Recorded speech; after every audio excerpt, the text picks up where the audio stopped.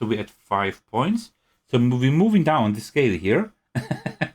It's like a really weird feeling because first we're moving down, but we are hopefully moving up again.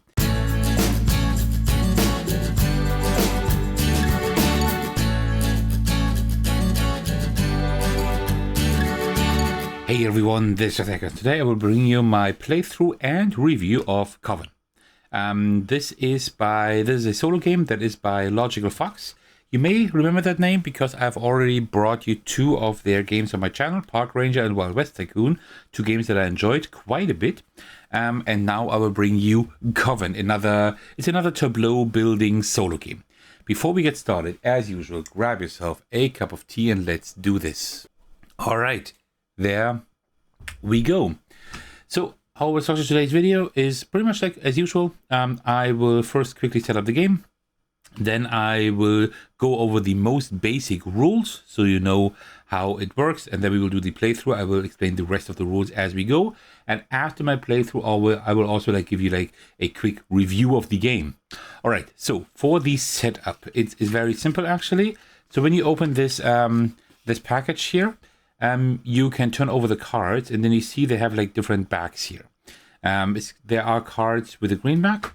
There are cards with a yellow-orange back, and then the purple ones. The purple with the purple back, those are the ones we're going to play with today. This is the base game. If you enjoyed this video today, let me know in the comments. If you would like to see another playthrough, if this gets enough views as well, then I might also show you the expansions. Essentially, this is the base game, which we'll be playing with today. And here we have the Mythic Trials expansion. This adds new ways to scores and mandatory objectives. And then this is with the yellow back, and then we have the Monster Trials expansion. This adds monsters that have unique effects that change how this game is played with the green back. But we will not play with those today. I will just show you the base game for now. For the setup, what you do is you remove the scoring card here. I will just put that here to the left, and then the other cards you just shuffle them up. Let me just give them a few quick shuffles here, just a few overhand shuffles, that's fine. Then a cut, and then you draw 2 cards, and the rest of the deck you just put aside. All right, so just like this, and then you have 2 cards here in your hand. Let me just put them down here so we know this is our hand. Now for a quick overview over the game rules. We have 2 cards here. We always place 1 card in our tableau, and then we draw another card. We do that until we have placed all 16 cards in a 4x4 grid. So we cannot go outside of this 4x4 grid. So we have 4 rows and 4 columns. So if I place a card, then I draw another card, and then I place that one adjacent to a card that I already have here. So either horizontally or vertically adjacent. That means top, bottom, left, or right. And my goal is to have a specific number of points. You get points for each row or column consisting of having at least 3 wizards, which is the male cards here. You get 1 point for each column or row with 3 witches. That's the female cards here, or with 3 or more dragons. Also, you get points for matching colors. That means 3 or more red cards or 3 or more blue cards, and within a row and or column. And now you may think, okay, just try to get as many points as possible, right?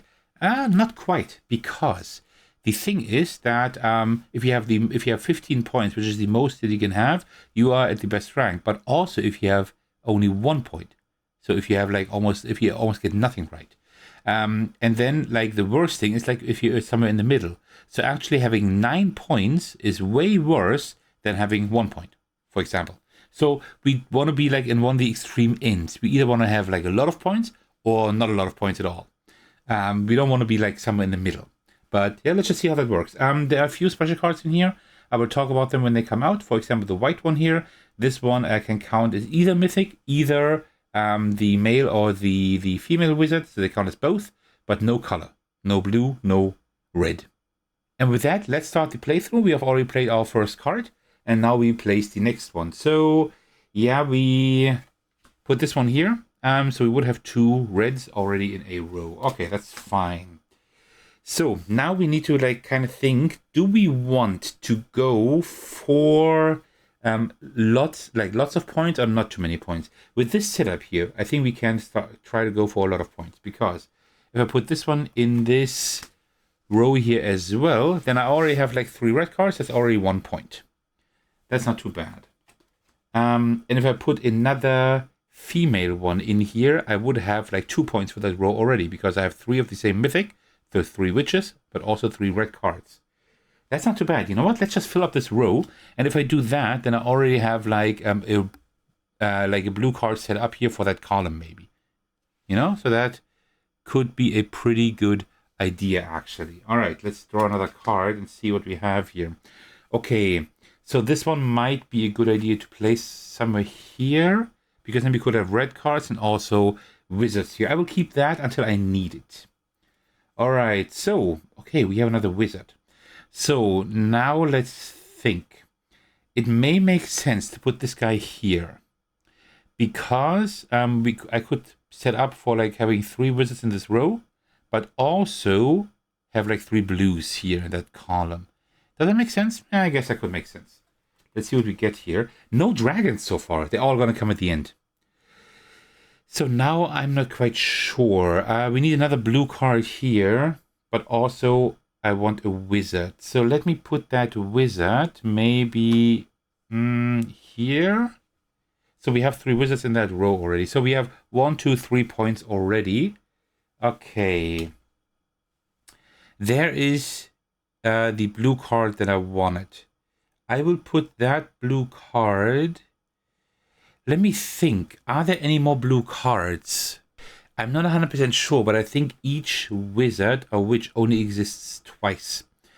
But we do have blue dragons as well. So what I will do, I will put that witch here. And now I think only dragons will come. Oh no, there's actually one more wizard here. Yeah, that's pretty good actually. Because I need one more witch in that column, but also a wizard in this row. So let me put, but it's also a blue card. You know what? Let me put this one here, because then I have 3 wizards in that column, but also I have 2 blue cards here in that row. I think that's a good idea. Yeah, it's like 3 of each, and then the rest are the dragons, I think.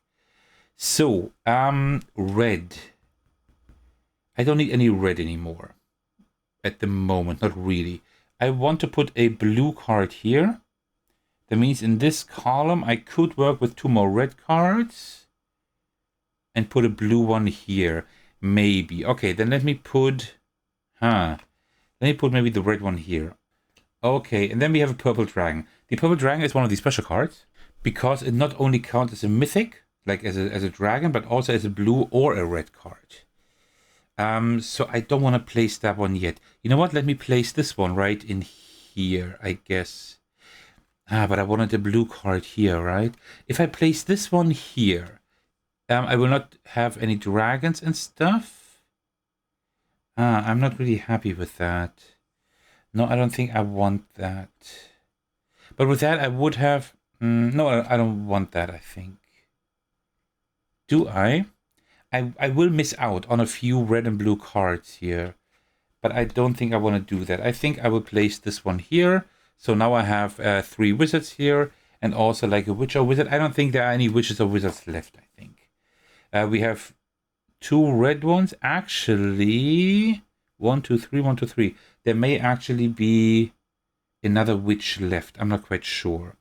Okay, so now we have all of these dragons and stuff.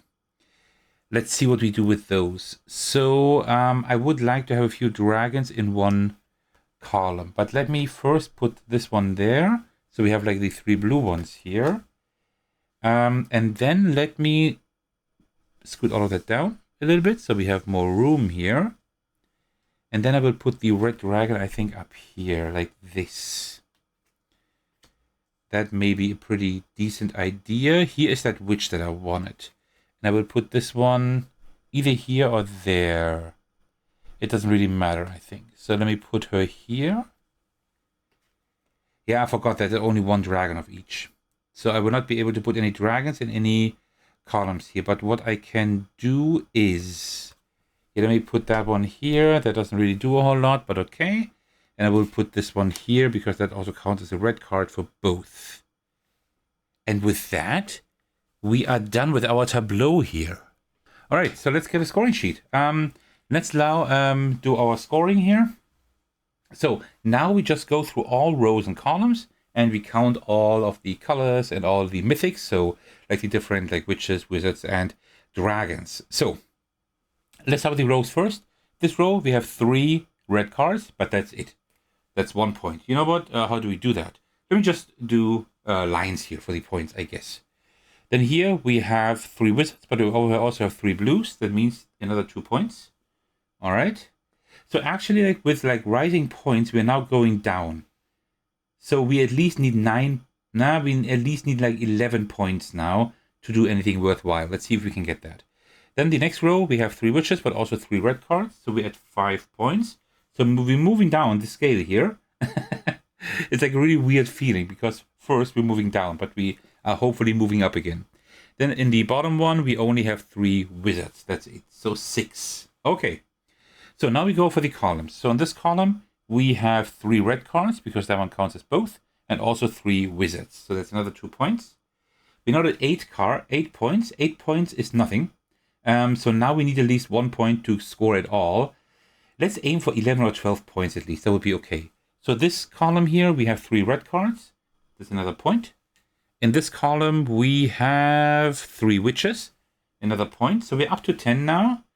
And in this column, we have 3 witches and 3 blue cards. So we are at 12 points. And you can see, this is like rank right in the middle. We are right in the middle at mage here. So you see, we have like 3 better ranks, but also 3 worse ranks. So we are at rank 4 of 7, so to speak. So not too bad, actually. That actually was quite okay. We optimized that quite well. But you can, of course, also play like the other way. That you say, I don't want to have too many points. I try to aim for less points. But that was like very hard for us in the beginning because we had so many red cards and also so many witches and stuff. I think we started with those here, right? So it was like very hard to actually not get any points. So that's why I decided to go for that run with like more points. So you either want to go there, you want to go towards one of the 2 extremes. Have a lot of points or have no point, almost no points at all. Yeah, that is already how you play the solo tableau building game Koven. As I said, there are 2 expansions in here. One that changes the scoring conditions and like the way you score, but also one that adds like specific changes to how the game plays. And these makes the game a lot more interesting. But now let me go into my little review of Koven. But what do I think of the game? Well, let me tell you. Koven is another small solo card game by Logical Fox, the same publisher behind Park Ranger and Wild West Tycoon, which I've also shown on the channel before. And once again, this comes in a very compact little hook box. The box is slightly thicker than usual because it also includes the expansions, but it's still very portable and very easy to take almost anywhere. The table presence is also very manageable. In essence, you build a 4x4 grid, you have a few cards or decks next to it, and that's pretty much it. So as with the other Logical Fox games, I really like the form factor here. In terms of gameplay, Koven is basically a card placement puzzle where you arrange witches, wizards, and dragons in different colors and patterns in order to score points. If you just look at the base mechanism, it is nothing groundbreaking. You place cards into your grid, you try to work with the cards that come out, and you try to reach a certain score. But the interesting twist is how the scoring works. This is not simply a game where you want to score as many points as possible. In Koven, scoring very low and scoring very high are both good, while ending somewhere in the middle is the worst result. And I really like that idea. That means you constantly have to look at your hand and your grid and decide, am I going for a really high score, or am I trying to keep my score as low as possible? In the first few turns, you can still stay flexible usually, but at some point you usually have to commit. And sometimes you may even have to pivot if you realize that the original plan just isn't coming together. I've had those games as well. For me, that scoring idea is the main reason why this game works so well. The rest of the game is solid and perfectly fine, but that twist gives the puzzle its own identity. I honestly can't think of many games that handle scoring quite like this. Theme-wise, I have to admit that this is not my favorite setting personally. Witches, wizards, and dragons are fine, but I usually connect a bit more with nature themes, like in Park Ranger, for example. But that's obviously very subjective, and I can easily imagine many people enjoying this theme more than I do. Another nice thing is that the game includes expansions. I only showcased the base game today, but if you have played that several times, you want to spice things up, the expansions add more decisions and make the game a lot more interesting. I can definitely show those in the future video if you would like to see them. All in all, Koven is a compact and clever little solo card puzzle. The basic card placement is simple and familiar, but the scoring system makes it stand out because both a very low and a very high score can be good. That gives the game an interesting tension and forces you to make some fun decisions during play. So if you like small solo games with a tiny footprint, quick playtime, and a clever scoring twist, Koven is definitely worth a look. You can get this game on the Game Crafter, but if you're based in Europe, you can also get it at Wooden Tree Games. You will find the links to both shops in the description of this video as usual. Well, that concludes my playthrough and review of Koven. Thank you so much for watching, and as always, a special shout out to amazing patrons. The biggest thanks go to Thecos for supporting me at the highest tier. I truly appreciate that. You can also support me by watching, liking, and commenting my videos, subscribing to my channel, support me on Patreon, and join the Discord server to hang out with me and my amazing community. Alright, thank you so much for watching. I will see you in the very next video on my Discord server. Take care, everyone. Stay safe and cheers.